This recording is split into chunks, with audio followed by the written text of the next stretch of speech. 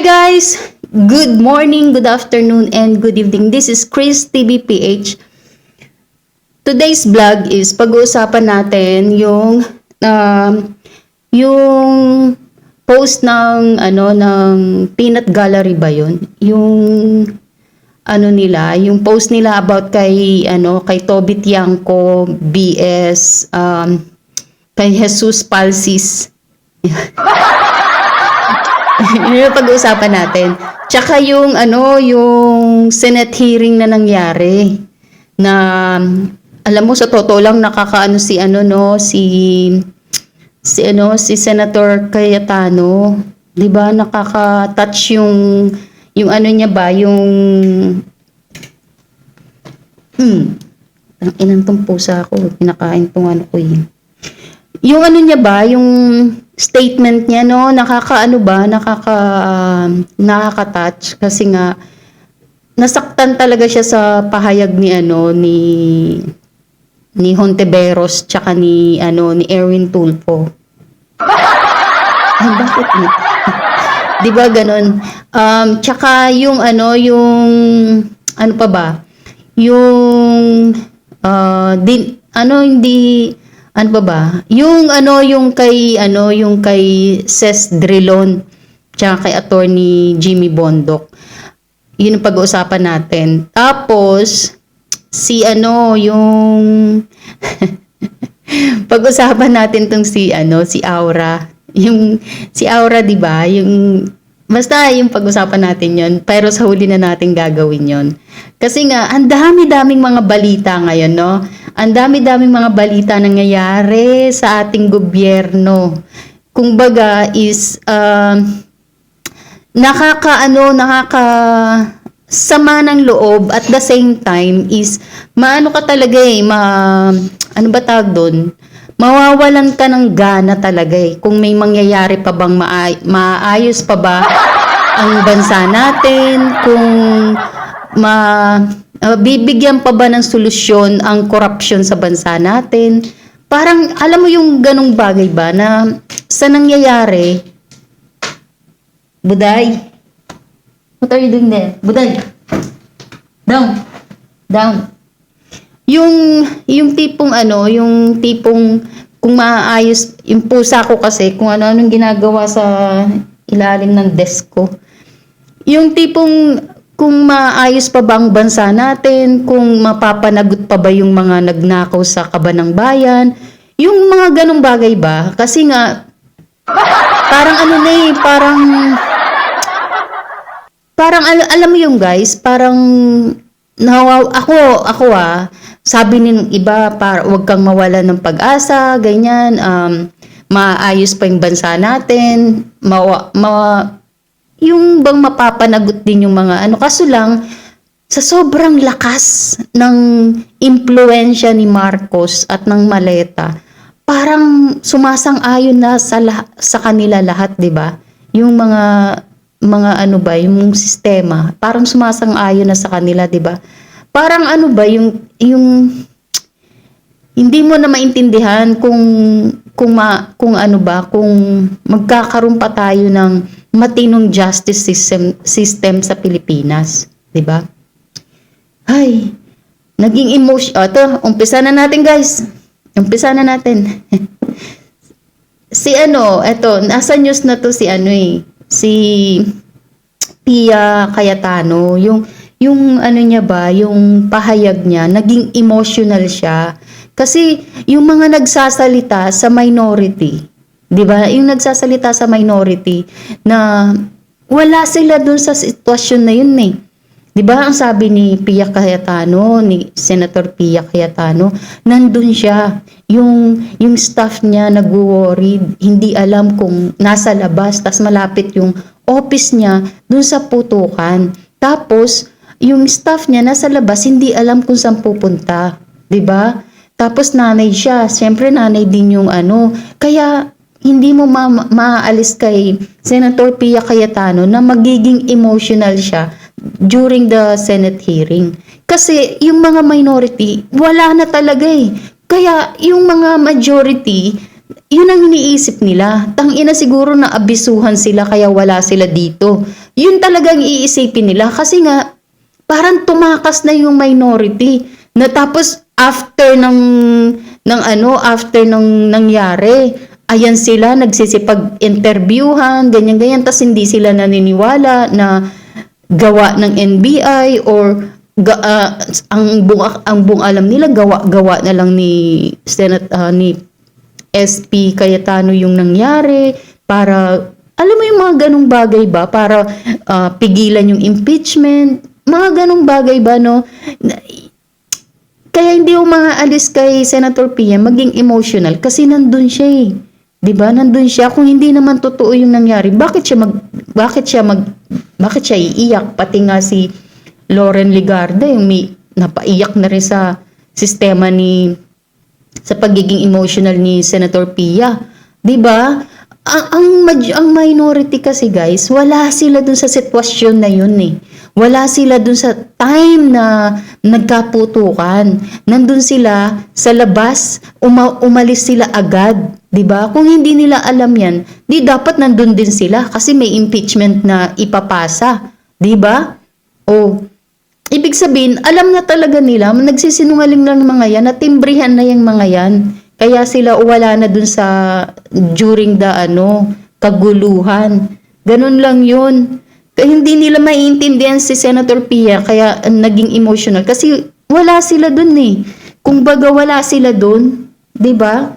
Down. Wala sila dun kaya ang pahayag nila sa tuwing interview nila sa media, yung mga bidyang bayaran is hindi sila naniwalang ganyan. Kumbaga, nasa side sila ng NBI. Putay na. Side sila ng NBI. Kaya ganyan ang nila. Sa side sila ng mga tiwali. 'Di ba? Mga tiwali. Kaya ganyan sila. Nakakawalang gana. Nakakawa si Senator Pia kasi nga emotional siya. Hindi niya iniisip yung about sa yung sa staff niya yung iniisip niya kasi nga 'di ba nanay yung staff niya ganyan tapos tumatakbo hindi alam kung saan pupunta tapos siya 'di ba kasi hindi mo naman nakalain yung nangyaring putukan na yun malay mo yung mga bala-bala nun kung saan nagpupunta 'di ba ang daming incident na tinatamaan ng ligaw na bala 'di ba hindi mo akalain yun kaya ikaw talaga kung nandoon ka sa sitwasyon na yun iiyak ka na lang talaga ipaano mo na lang sa Diyos talaga yung nangyayari. 'Di ba? Kaya kailangan imbestigahan talaga yan. Kailangan may managot talaga. Malalim na investigasyon yan. Dapat. Kasi nga, bakit nandun yung mga NBI? Bakit sumugod kagad yung mga pulis tas nilagyan kagad nila ng harang? Barricade talagang ginawa nila. Kung tutuusin nga, isang tao lang ang kailangan nilang arestuhin pero isang damokal na pulis nang nasa labas kasi may nagrarally, ganyan-ganyan. Diyos ko, wala pang nagrarally, nandun na yung mga pulis eh. Tsaka lang naman nagdagsaan ng mga pulis nung pinakita na sa media, pinakita na sa news na aarestuhin si Senator Bato, ganyan-ganyan, nandun si Trillanes na hawak niya yung warrant of arrest ng ICC. Tsaka lang naman dumami yung tao na nandun eh. Na sumusuporta kay Senator Bato.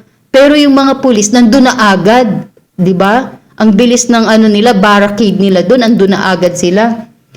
Kaya hindi mo maaalis talaga na mag-isip talaga ang majority na alam ng mga minority yung mangyayari.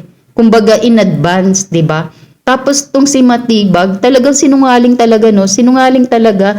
Siya pa yung inatasan ng ombudsman na mag-imbestiga. Siya nga yung involved doon. 'Di ba? Siya nga yung involved. Tapos yung sergeant at arms na nagpaputok na nag-warning shot lang. Na kagad. Sinuspend na kagad. Samantalang si Matibag na involved talaga doon, hindi sinuspend siya. Tapos si Trillanes na nandun din, anong ginagawa niya doon, 'di ba? Bakit si Trillanes hindi siya pwedeng imbestigahan, hindi siya pwedeng kasuhan? Dapat kasuhan din yan si Trillanes. Anong ginagawa niya doon? Civilian na yan siya. Bakit nakikisama siya sa operasyon ng NBI? Oh, sige nga, bakit siya yung may hawak ng warrant of arrest ng ICC? Ano yan? Miyembro siya ng Interpol? Miyembro siya ng ICC? Nagtatrabaho na ba siya sa ICC ngayon? Gago din yun, eh. Kaya hindi mo maalis talaga na hindi maging emotional si Pia Cayetano kasi nga first time nga mangyari yon. Sabi ni Hontiveros, yung first time, 'di ba?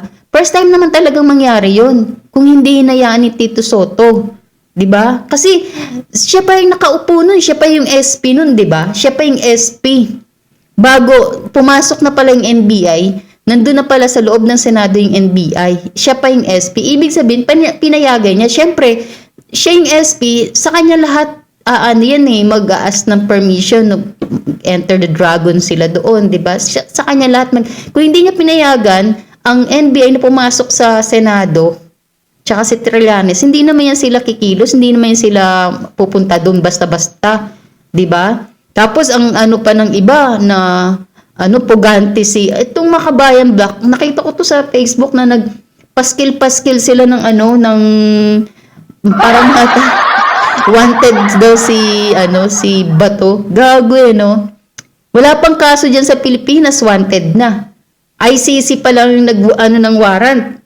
Dapat yan dalhin na sa local court yan para aprubahan ng local court kung okay ba yung warrant of arrest ni sa ICC. Di ba parang mga ganung bagay ba? Kaya yung pahayag ni pakinggan nyo to guys ha. Yung pahayag ni eto. Yan o. Lakasan na. Sabihin nyo na walang nangyari. Yan o. Napakasakit para sa aming lahat na nandito. And as I said, 2 pintuan ang nagpo-protect sa akin sa putukan. Pero yung media, yung Senate staff, yung hindi naman makauwi dahil sila ang security, sila ang elevator, women and boys natin, nandoon po sila. So dear police, napakarami nung nangyari. Biri mo? And one more thing, wala ho akong sinisisi. Pero nung Biri mo, yung sabi niya, yung 20 years niyang kilala. Naging kaibigan niya pa, 'di ba? Pero wala silang concern na narinig sa kanila during that time. Kung okay lang ba sila, ganyan, 'di ba? Tapos itong si Hontiveros napapatingin lang. Alam mo, parang mararamdaman mo talaga na wala silang puso eh. Si Erwin Tulfo, si Raffy Tulfo, si Hontiveros, si Kiko Pangilinan. Mararamdaman mo talaga na wala silang puso, na hindi sila concerned sa kapwa senators nila na nandun during that time, nandoon, nanganganib ang buhay. Wala silang, parang, yung pinapanood ko tong Senate hearing na to, nakikita ko yung pagmumukha nila, si Kiko Pangilinan, nakaganyan na talaga. Nakatingin ng ganyan eh. Hindi man lang siya tumayo na yung si Pia Cayetano or yung ba magpakita ng emotion ba, pero wala talaga. pagkatapos ng lahat, pagtingin ko ng group natin, yung dating majority group, walang di isa sa inyo na kamusta sa amin. See? Sabi niyo, wala ni isa sa inyo sa minority members na sa kanila, nangamusta kung ano yung kalagayan nila, kung safe ba sila. Grabe no, wala talaga silang puso. Siguro alam mo sa totoo lang, mas matutuwa pa siguro yung minority kung isa sa mga senador napahamak. Siguro yun, matutuwa pa siguro sila. Kasi parang wala talaga silang emotion eh. Hindi sila nagpapakita ng concern. Some of you I've known for 20 years, 10 years, and I didn't even hear any of you say, kamusta na kayo dyan? Oh, grabe no, kaibigan niya pa. 20 years and 10 years, kakilala niya, kaibigan niya, pero wala siyang narinig na concern sa minority. Napakasakit po sa akin. Sobrang sakit. So yun lang ang masasabi ko. Yes, I am very ready to share my story, to ask questions. Pero kung wala ho kayo dito, huwag niyong questionin yung mga nangyari sa No, di ba? Tama yung sinasabi ni Pia Cayetano, Senator Pia Cayetano. Kung wala kayo dun sa sitwasyon na yon, anong karapatan nyo magbigay ng statement sa media para ikwento yung side nyo? Wala nga kayo dun sa nangyari unless na alam nyo yung mangyayari. Di ba? Alam nyo kung ano yung gagawin ng NBI, ng PNP, ni Trillanes. Di ba? Ibig sabihin, may idea na kayo kung anong mangyayari. Hindi lang nila yung na-expect na si Senator Bato is makakapunta sa hearing during that time. Makakapunta sa loob ng session hall, 'di ba? Hindi lang 'yun ang lang hindi nila na-expect. Ang na-expect siguro nila, mapoposasa nila si Senator Bato at maaano nila yung release yung warrant, masaserve nila yung warrant kay Senator Bato. Hindi nila akalain na si Senator Bato is makakatakbo papuntang session hall, 'di ba? 'Yun ang hindi nila na-expect. Kaya nangyari yung putukan. 'Yun lang 'yun eh. Nandito. Dahil nandito kami, kasama ng staff namin. Galit na galit talaga si Senator Pia Cayetano, no? Anong mararamdaman mo talaga sa emotion niya na galit siya eh. Senate staff, you have your own story. I respect that. But please respect my own story. Okay? 'Di ba? Yan yung yan yung mga guys, yan yung sinasabi na na wala sila doon. Anong karapatan nilang magkwento-kwento ng side nila wala nga sila doon sa sitwasyon, 'di ba? Ang hindi lang nila na-expect na mangyayari is si Senator Bato makakaboto ng no ay ng yes, napapalitan na si Tito Soto. 'Yun ang hindi nila na-expect na makakatakbo papuntang session hall si Senator Bato. Yun lang yun, kaya unexpected talaga yung nangyari na out si Tito Soto. Yun lang yun eh. 'Di ba? Kung alam nila yung kwento, ganyan, ibig sabihin, alam nila yung mangyayari during that time. Alam ng mga minority kung anong yung mangyayari. Kaso lang nag-twist yung storya na alam nila kasi nga si Senator Bato nakatuloy sa session hall. Tapos si Senator Bato is nakaalis after, 'di ba? Yun lang yun. yun lang yun kaya mabilis silang lumarga kasi nga alam nila yung kwento. Kaso lang hindi nila na-expect na mag-iiba. Yun lang yun, Diyos ko. Hindi nila akalain. Hindi lang nila akalain na si Senator Bato is makakaboto ng yes. Yun, di ba? Hindi nila Diyos ko, si Senator Bato hindi makakatakbo papuntang session hall. Yan eh. Train yan sa takbuhan sa gubat, sa barilan, train yan. Hindi nyo lang alam na train train yan, Diyos ko naman. Sanay yan sa bakbakan. Tuloy, naisahan kayo. Naisahan yung minority. Tanginan yan. Naisahan si Tito Soto. Tanginan nyo. Kasi, hindi kasi kayo train sa paano lumaban sa gubat, sa mga rebelde. Hindi kayo train. Naging senator lang kayo basta-basta eh. Sa Senator Bato, bago naging senator yan, train na yan, sundalo na yan. General pa yan. Kudos ako kay Senator Pia. Nakakaawa yung mga niya kasi nga nakaka-trauma naman talaga yung putukan. Gusto naman, yung bata nga ako, yung kudita sa Cavite City dati, dumaan pa nga si Gringo Hunasan dun sa lugar namin eh. May mga dala-dala silang Armalite.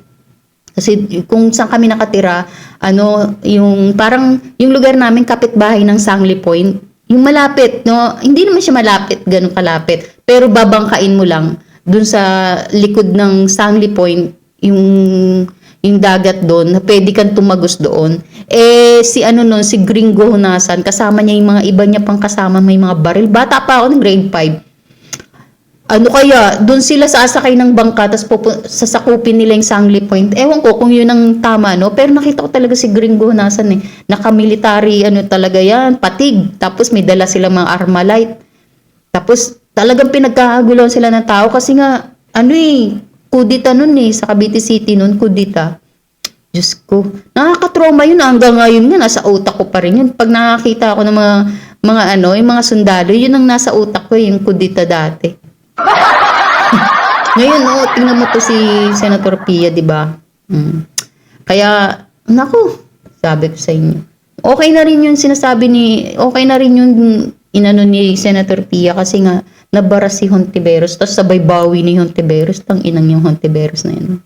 Tapos magiging presidente pa siya, ang lawak ng ano niya, ang lawak ng pangarap niya no? Hanggang pangarap na lang siya. Hindi na yan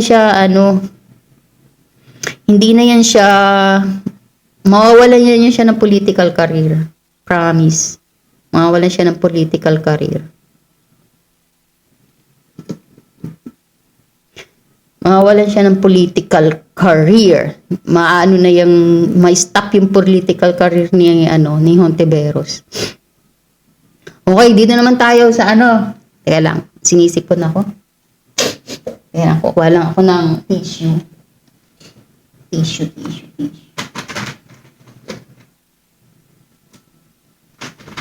Okay. Yeah. Wet wipes pala to. Yung nangangatilong ko. Yun. Dito naman tayo kay Palsis. Kay Jesus Palsis. According ko, pinost to ni Boss Dada, pero nakuha ko tong information na to kay kailan ba to?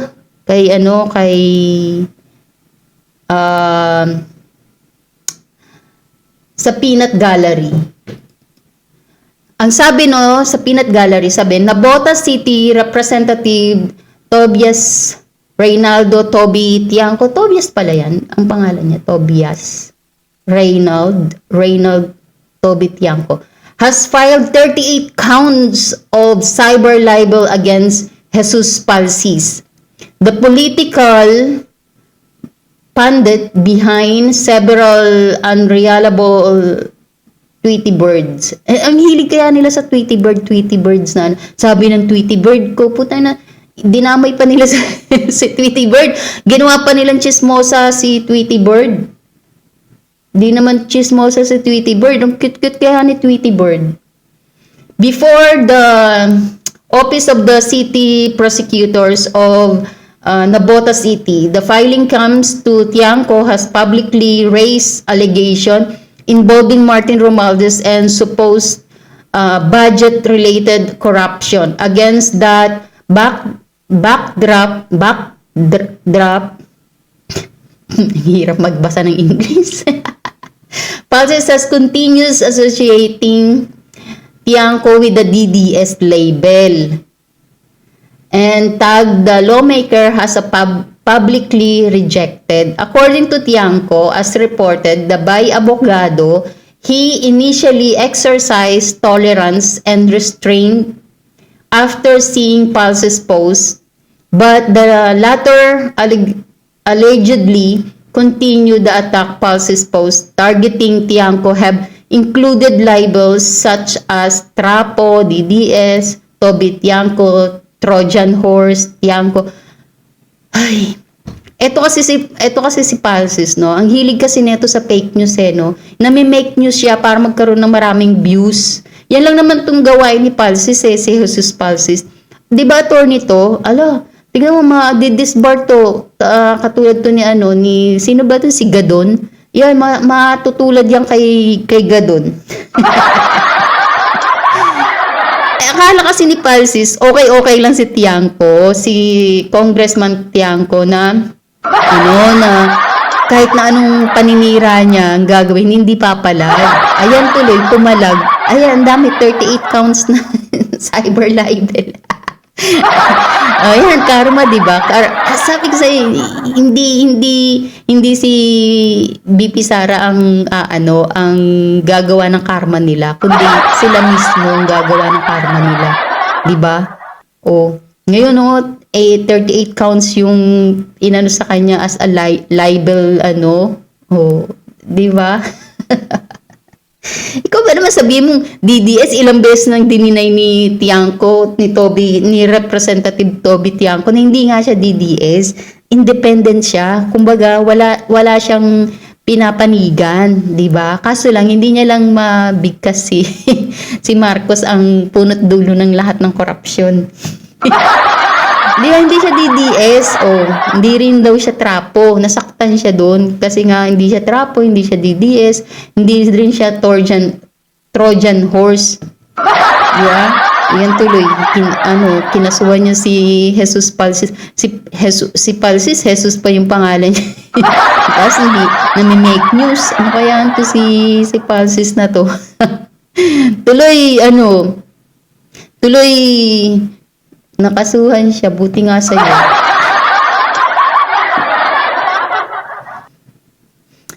Ito pa, yung senior ni Boss Dada. Tapos na tayo dito kay Palsis na to. Buti nga sa'yo. Deserve mo yan. Nagkaroon ka ng kaso 38 counts. 38 counts ng cyber libel. Yan. Kasi ikaw naman, dinidirekta mo naman kasi kay Toby Tiangco. Lahat ng sinasabi mo eh. Ito na isa pa. Isa pa, nadadagdag tuloy yung natin. Ito sa post ni Boss Dada, we are preparing the complete video because what they did is they splice the video and they just selected the clips that support their narrative. Aplaska. Sergeant Mau Aplaska, Sergeant at Arms of the Senate. Ito kasi ang ano nila guys, ito kasi ang style ng ano natin, ng bangag government, no? Yung china-chop-chop nila yung yung nangyari yan kay PRRD, di ba? Yung pinresent nila sa ICC na ano ba tawag doon, na evidence nila. Chinap-chop nila yung video na yung magmumukhang masama yung si PRRD, di ba? Chinap-chop nila. Eto, ganito rin yung gagawin nila. Yung CCTV sa Senado, chachap-chapin din nila. Ipapakita lang nila yung yung umaayon sa kanila, umaayon sa NBI, yung mga sinasabi ng kasinungalingan, chachap-chapin nila yan. Tapos yun lang ipapakita nila. Ang dapat nilang ipakita, yung buong CCTV na walang chap-chap-chap-chap, walang edited, ganyan. Yung dapat yung buong CCTV yung papakita. Kunyari, yung angulo dun sa may part ng nagkaputukan, dapat pakita nila yung na walang chap-chap-chap-chap, diba? Kasi lang, di ba, yun ang aasahan natin dito kay Aplaska. Kasi kung hindi siya kikilos, siya yung masisira dito, guys. Di ba? Siya yung masisira dito. Kasi kung hahayaan niya si John Vic, si John Vic, ang panig niya nasa NBI na eh. Di ba? Nasa pinangangalagaan niya na yung pangalan, yung ni Matibag. Ano pa yung asahan natin diyan? Dapat itong si Aplaska, dapat ipakita niya yung buong ng CCTV. Di ba? Bigyan niya ng copy itong si John Vic, pero ipakita niya sa media ang kabuuan, kasi itong mga media rin itong bayaran kasi sila rin kasi nag-chop-chop ng kung ano lang yung makukuha ng nila para marami silang views, yun din yung nila eh. Diba? Kasi bayad sila sa ganyan, diba? Kaya dapat ipakita ni Aplaska yung buong CCTV footage para hindi siya malagay sa alanganin, para yung taong bayan nakakaalam kung anong kasinungaling. Kasi alam na natin na sinungaling tong si John Vic, sinungaling ang bangag administrasyon na to eh. 'Di ba? Nagbalik tanaw na naman sa akin, nag-flashback na naman sa akin yung sa video ko dati, no. Sabi ni interview niya, wala daw baril. Hindi daw armado yung pumasok sa KOJC compound. Tapos ngayon nangyari na naman, no. Sinabi ni Bangag sa interview niya na hindi daw ang gobyerno ang gumawa nun. Sino? Ang NBI ba, hindi ba yung gobyerno? Hindi ba part ng gobyerno ang NBI? Ang PNP ba, hindi part ng gobyerno ang PNP? Ngayon sabi, wala daw baril ang NBI. Ano yung mga nakita natin sa video na armado sila? Ang lalaki pa, Armalite pa yan. Hindi ako familiar sa sa baril. Pero armado sila, di ba? Ano yung ganun? Kung walang mga baril, sinungaling talaga. Halatado na hindi niya alam kung ano nangyayari sa ground. Di ba? Mga sinungaling to, guys. Ano pa yung asahan natin sa gobyerno natin? Bangag administration, mga sinungaling, di ba? Ano pa? Ano pa yung pag-uusapan natin? Ayun na nga. Ano pa yung pag-uusapan natin, guys? Parang wala na akong topic. Diyos ko. Ayun. Ayun. Ayan. Ayun, yung yung nakita ko dun sa sa batag doon sa Senate hearing kanina. 'Di ba pinapakitang ganyan, ginaganyan yung camera ganyan. Si Lito Lapid nandun siya, siya kay si Raffy Tulfo, si Lito Lapid, si Erwin Tulfo ganyan. Tahimik talaga si Lito Lapid Siya yung pinakamabait na senator. Wala siyang imik, hindi nagsasalita, wala siyang imik, hindi mo maririyanggan ng komento mo. Kaya napakatahimik ni Senator Lapid. Ang inang yan. Eto, meron pa isa. Okay, may post si Eto guys, may post si Lea Salonga. Dear Pilipinas, putang ina, ang hirap mong mahalin. Alam mo to guys, hindi naman ang Pilipinas ang mahirap mahalin. Diba? Nung sa panahon ni PRRD, maayos ang Pilipinas. Pinagmamalaki mo nga ang bansa mo nung si PRRD, diba? Ultimo yung mga ibang lahi. Talagang proud na, Philippines. Sabi, kahit na hindi nandito sa pag magta-taxi ako, tapos, where are you from? Gaganon. Sabi ko, Philippines. Duterte. Sabi ganyan, your president is very good. Ganyan. Nakukuha ko na yung accent.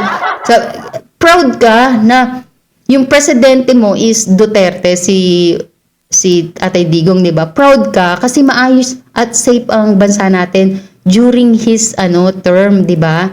Si PRRD. Proud ka, 'di ba? Sa ngayon, hindi ka na proud na okay ang Pilipinas, maganda ang bansa natin. Kaso lang nasa maling leader ang bansa natin. Nasa maling nasa maling presidente ang bansa natin. Kaya hindi ka magiging proud. Di ba? Hindi ka magiging proud kasi hindi safe ang bansa natin. Sa ngayon hindi siya safe. Maraming patayan, kaliwat kanan. Ultimo, di ba maraming mga adik na pumapatay kahit nasa loob ka ng bahay. Pwede kang pasukin para patayin ka, di ba? May mga ganung bagay ba? Tapos, nasa loob ka ng bakuran mo, pwede kang patayin. Hindi siya safe. Tapos yung foreign na pupunta sa atin, hindi rin sila basta-basta safe.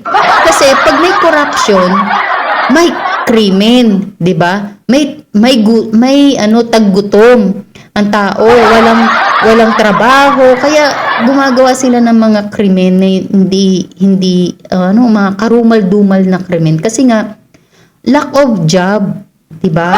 Kaya yun lang yung pinakamadaling solusyon sa nila, yung krimen na ginagawa nila, 'di ba? Hindi naman mahirap mahalin ng Pilipinas. Nasa maling presidente lang talaga tayo. Nasa maling presidente lang ang bansa natin. Kaya ganun, 'di ba? Yan mo na, Lea Salonga, na wala ka ka na rin naman, US citizen ka na rin naman yata. Hindi ka na rin naman maapektuhan.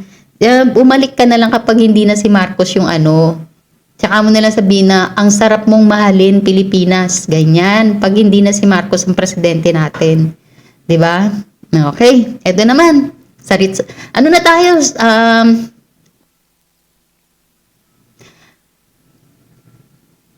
Ito. Ito si Boss Dadan. Dami kasing post Sige, natin tong kay Trillanes. Ano sabi niya? Sabi niya, ako, tanga, para sundin sila na kumain ako ng tae. Ito yung response niya kay Senator Marcoleta, di ba? Totoo naman kasi putang inan to si Trillanes Hinamon ka lang ni Senator Bato, tapos pumunta ka sa Senado para dalhin yung warrant of arrest na galing sa ICC. Tang inang yan. Hindi ka ba naman tanga? Ano ginagawa mo doon? Hindi ka ba naman uto-uto? O di ba? Ayan, uto-uto. Sabi nga ni sino ba to? Si Kiko Barsaga. Nasa ba yung sinabi ni Kiko Barsaga? Ang sabi ni Kiko Barsaga, makita natin. Sabi ni Kiko Barsaga. Sabi ni Senator Marcoleta, kapag sinabi ni Senator Bato na kumain siya ng tae, ng ebak, kakain siya ng tae? Sabi niya, no? Sabi ni Kiko Barsaga, kakain siguro yan kahit walang sabihin si Senator Bato. Tapos ang response ni Trillanes, ano ko tanga para sundin sila na kumain ako ng tae. Hindi ka nga kumakain ng tae, inihimod mo naman ang tumbong ni Marcos. Sobrang galit mo sa mga Duterte, kahit na himurin mo yung tumbong ni Marcos, gagawin mo para lang magkapera ka at suportahan yung mga maling ginagawa mo. Yun lang yun. Ang inang Trillanes na to. Kahit na hindi ka kumain ng tae, yung bunganga mo naman na may tae. Ang inang Trillanes to, gago ang puta. Alam mo, tatanda na siya sa ganito. Alam mo si Trillanes, hindi to magkakaroon ng political career, pero tatanda siyang ganito yung gawain niya. Yung bang tipong, siguro kahit na natutulog to, yung Duterte pa rin ang iniisip niya, paano niya pabagsakin ng mga Duterte. Bilibdan lang sa taong to talaga. As in, bilib talaga ako sa taong to. Buti na lang mo guys, no, napalitan na yung napalitan na yung, alam mo yung napalitan na yung natin, yung Senate President natin, no? Kasi nga, batawag doon, maka-Diyos na, alam mo, pinalo ko yung asawa ni SP Cayetano, no? Si ano ba pangalan nun? Nakalimutan ko yung pangalan niya, yung mayor ng Taguig. Alam mo, talaga sila, maka-Diyos talaga sila. Maka-Diyos sila, si Senator Alan Peter Cayetano, maka-Diyos, tapos yung asawa niya, maka-Diyos din. Talagang ang ganda ng ang gaan nung Facebook channel nung asawa ni si Mayor Cayetano. Ang gaan kasi nga parang ang sarap niyang panoorin, nakaka-inspired ba? Nakaka-inspired. Palakpakan natin. Nakaka-inspired si Mayor Cayetano ng Taguig. Sabi ni Senate President Peter Cayetano, sabi niya, basta doon lang tayo sa tama, pare-pareho, we're willing to work with you. Pero yung hahawakan nyo kami sa leeg o didiktahan, especially kung papunta tayo sa changing ng konstitusyon, malabo kaming sumama. Ito guys, ito yung pahayag ni Senator Peter Cayetano. Ano to kasi sa Chacha ba? 'Di ba? Kaya nga 'di ba si Tito Soto may pahayag siya dati na dapat palitan na yung constitution, dapat gawin ng yung Chacha, 'di ba? Kasi guys, may plano talaga sila na na wag nang paalisin si Marcos sa upuan niya or si Romualdez maging siya maging president. 'Di ba pag Chacha, papalitan na yung constitution, papalitan yung gagawin 6 years na yung Congress, yung mga congressman, tapos yung gagawin prime minister, 'di ba? Yung imagine niyo si Romualdez maging prime minister ng Pilipinas. Diyos ko, ano pang mangyayari sa Pilipinas niyan? Parang North Korea na, 'di ba? Kaya blessed pa rin tayo kasi nga inuluklok ng majority si Senator Peter Cayetano, Senator Alan Peter Cayetano na maging Senate President kasi nga maka-Diyos.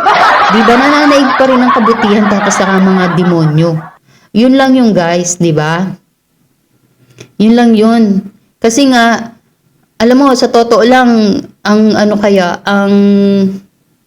batag doon, ang hirap ipagtanggol. Hindi naman mahirap. Ang sarap ipagtanggol kapag nasa mabuti ka at nasa katotohanan ka. Yun, 'di ba? Hindi mo na kailangan ng script, hindi mo na kailangan ng bayad. Ibabayaran ka para ipagtanggol mo yung mali, 'di ba? Mahirap 'yun kasi bibigyan ka ng script. yung pag wala kang, hindi ka nasa mali, pagtatanggol mo, ang ano natural di ba? Natural yung pag-ano mo pagbablog mo about sa government natin, saan mga nangyayari. Basta pag alam mong nasa mabuti at tama yung ginagawa, ang sarap pagtanggol. Hindi mo na kailangan ng script, di ba? Yun lang yun. Di ba? Ito si Boss Dada, ang daming ang daming post. Di ba? Ay guys, nakita niyo ba yung Nakita niyo ba yung yung asawa ni Attorney Torion? Attorney Torion, natutuwa ako. Si Attorney Torion sumasayaw siyang ganyan, ang kulit. Ang kulit talaga. Panoorin niyo guys yung yung asawa ni Attorney Torion na nagba-vlog sa Facebook. Nakakatuwa kasi nagsasayaw si Attorney Torion. Tapos si naman, yung si Mayor Cayetano naman, ang kulit ni doon, ni SP doon, ang kulit. Panoorin niyo yung guys, yung ni SP. Di ba? Yung ni SP, ang kulit. Okay, balik, doon naman tayo kay Ses Drilon. Yung interview niya kay kay Jimmy Bondoc, kay Attorney Jimmy Bondoc. Alam mo to si Ses, dilawan talaga to Dilawan or pinklawan, di ko alam kung ano siya. Bias talaga to. Bias to na na reporter, newscaster. Bias to si Ses Drilon. Bias. Kaya obvious naman talaga na parang natutuwa siya na na may warrant si Senator Bato, ganyan. Tapos 'di ba binabarabara niya si Attorney Jimmy, hindi niya binibigyan ng pagkakataon mag-explain. Kumbaga si Attorney Jimmy, gentleman yan 'di ba? Hindi yan marunong matalino kasi to si Attorney Jimmy Bondoc. Nakaka-proud kasi hindi mo akalain singer, artista lang siya pero naging attorney, 'di ba? Hindi lang siya nadaya lang kasi siya kaya hindi napaupo bilang bilang senators Kung napaupo to bilang senators, hindi siya dinaya. Ang ganda sana ng may mga attorney tayong senators na alam ang batas. Etong si Ses Drilon, talaga to, bias na media to. Hindi ko alam kung nabayaran ba to or whatsoever. Basta alam ko, pinklawan tsaka dilawan tong hype na to bias yan, bias. Hindi matinong yan. Hindi niya binibigyan ng pagkatas, kinakat niya si Jimmy Bondoc. May sasabihin pa, kinakat niya na. Diba? Saan ka matutuwa ka ba niyan? Diba? Ayun, si nasaan ba yun? Nag-click kasi itong computer. Ano ba to? Ayan nag-glitch. Nasaan ba yun? Yung asawa ni, si Mayor Lani Cayetano. Ang ganda ng niya, yung Facebook niya ba? Tapos yung mga reels niya, ang ganda. Follow nyo si Mayor Lani Cayetano. Yun na nga guys. Hanggang doon lang tayo. Ay, yung kay Aura pala. Kay Aura. Natatawa ako dun sa post ni Aura. Kesyo daw, Kesyo yung isang professor daw, tinawag siyang babaeng may burat. Alam mo guys, marami akong LGBT na friends, di ba? Dapat kasi pag member ka ng LGBT, dapat maging matino ka. Kung gusto mo maging babae, dapat maging asal babae ka. 'Di ba? Dapat maging asal babae ka. Tingnan na, ang dami kayong mga LGBT na trans woman na pero asal babae sila, 'di ba? Dapat ganoon ka rin kung gusto mong maging asal kung gusto mong respeto kang bilang babae, dapat yung asal mo hindi na bading, hindi na pambakla, dapat babae na. 'Di ba? Katulad, di ba si Aura, mahaba na yung buhok niya, tapos nagpapaslim na siya, nagmamuscle-muscle na siya. Ang ganda nga ng katawan niya para sa akin kasi gusto ko yung mamuscle-muscle Pero kung wala, yan na yan yung reality natin, mga Pilipino, aminin man sa atin sa hindi, is mapangpunang talaga tayo. Yung paninira at yung pamimintas, magkaiba yon. Magkaibang words yon, di ba? Pero likas na sa mga Pilipino yung mapangmintas, mapangpuna sa physical appearance. Siguro itong professor na to is siguro nairita na siya kay Aura siguro. Hindi man natin alam kasi kung ano yung story niyan, 'di ba? Kung bakit tinawag niyang babae may burat si Aura, 'di ba? Baka kasi nagfi-feeling siya. Masyado siyang pa-girl na hindi naman bagay, ganyan. Diba? Meron kasing katulad dun sa International Queen Pageant, diba? Ang gaganda ng mga trans dun. Talagang pag babae ka, may insecure ka, 'di ba? May insecure ka. Pero kasi minsan kasi yung iba kasi mo over na eh. Yung iba talagang may maugali din kasi minsan eh. Hindi mo rin maalis ma-discriminate sila kasi may mga ugali din sila, 'di ba? Ganun lang 'yun. Ganun lang 'yun, guys, 'di ba? Yung kay Aura. Kaya tanggapin mo na lang 'yan. Huwag ka nang magpa-victim na kung dapat punayin mo rin yung sarili mo na na malay mo meron kang ginagawa na hindi pang trans woman, 'di ba?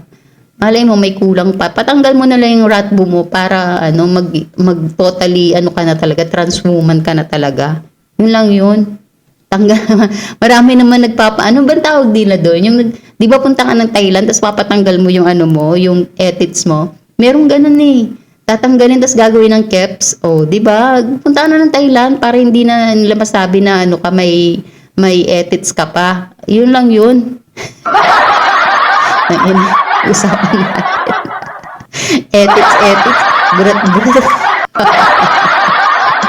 O yun lang, guys. Don't forget to like and subscribe to my YouTube channel para ma-continuous natin ang ating pagbablog about sa politics. At matulungan nyo rin po ako na mag-grow.